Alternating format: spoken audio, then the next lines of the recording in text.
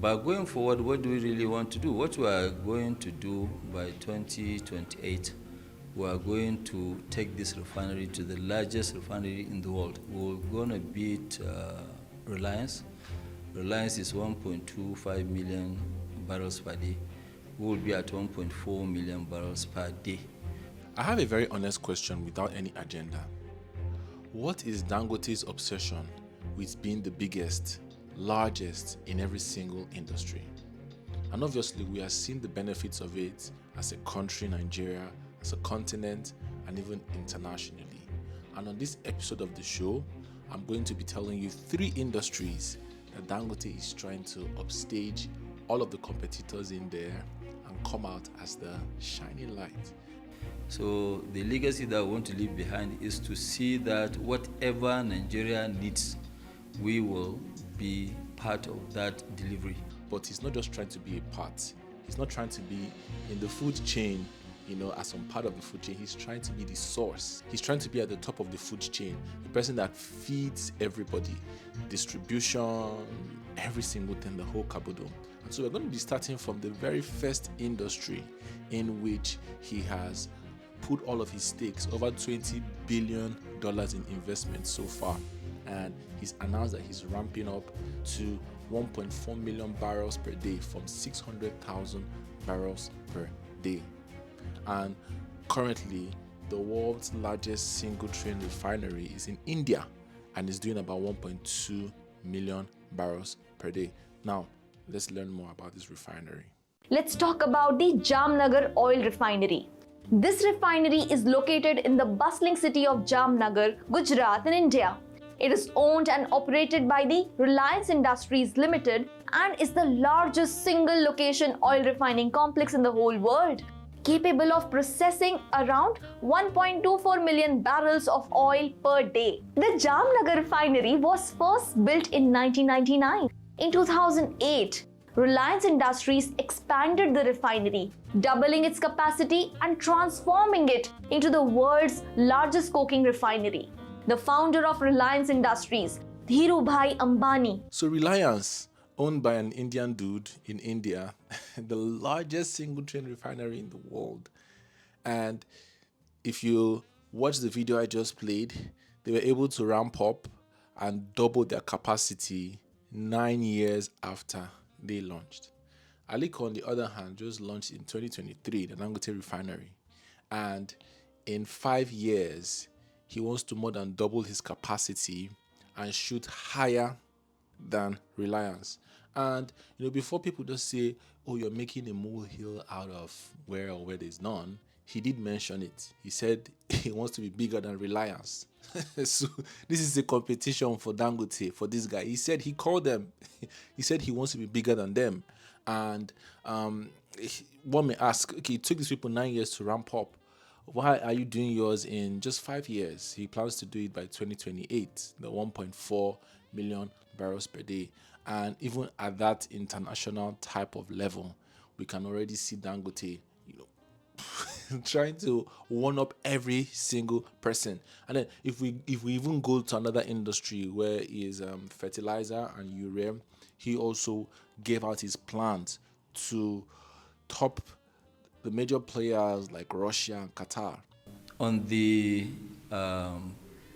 fertilizer, we want to use our own fertilizer company here in Nigeria to supply the entire African continent. We're going to have urea production of about 12 million tons. 12 million tons will put us as the largest, company producing urea, bigger than Russia and bigger than Qatar.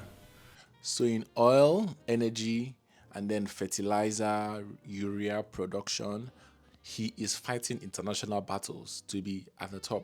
And then when we go local, we look at, other refineries. He also took a jab at smaller refineries and he said, they are producing 5,000. But that's not actually true.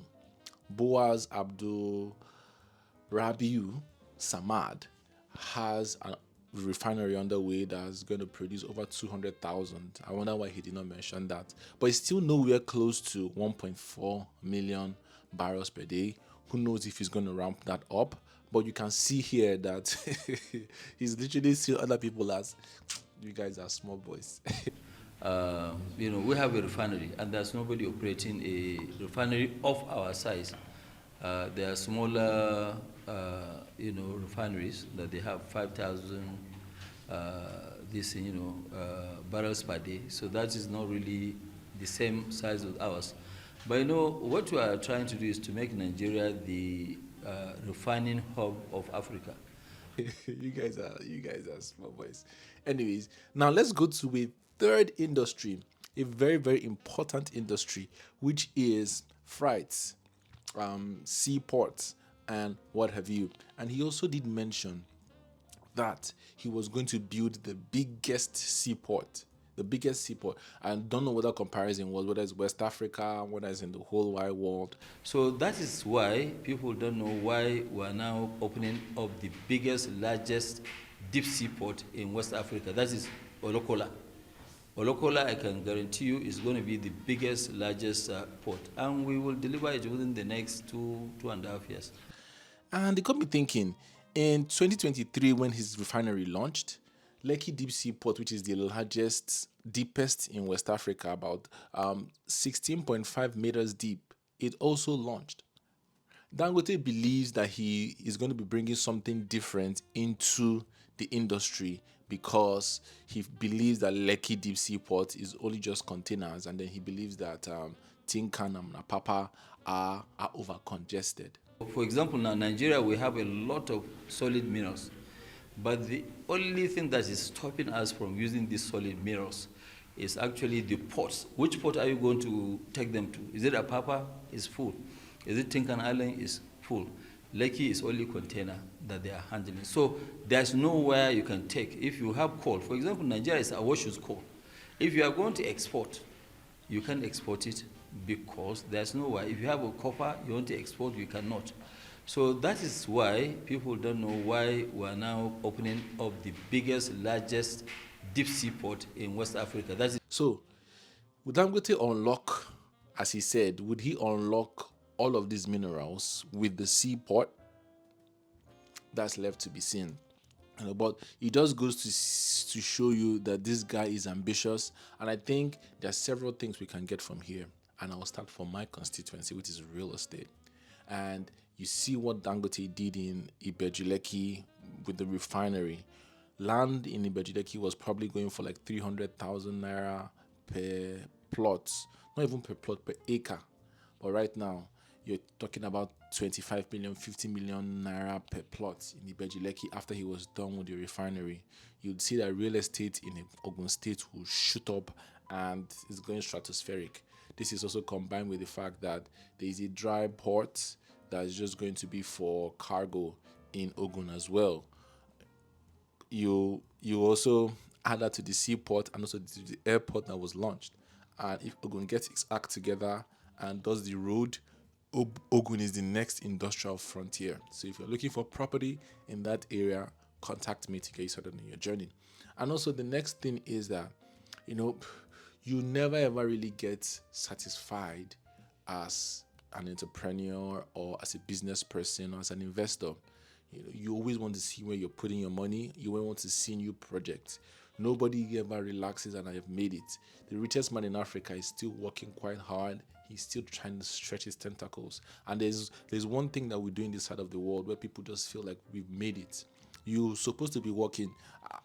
The concept of retirement is so weird to me because you're supposed to be working, and I don't mean slaving for somebody, but there's something you're supposed to be working on till you leave this earth. And he exemplifies it in the fact that he's not resting on his oars.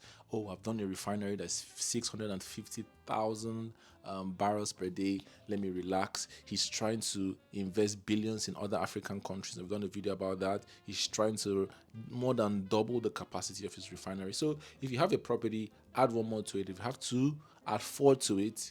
You need to always thinking about how your money can work for you and also how you can create a legacy just like he is trying to do. And I'll leave you the words of Aliko Dangote. Kindly like, kindly share, kindly subscribe. Let me know your thoughts below and I'll see you at the very next video. This is the Ownahome TV show. Here at Ownahome, we believe owning a home, owning a property should not make you lose sleep. So we're committed to giving you the very best property recommendations and insider real estate gist. Can you like, click, share, and subscribe?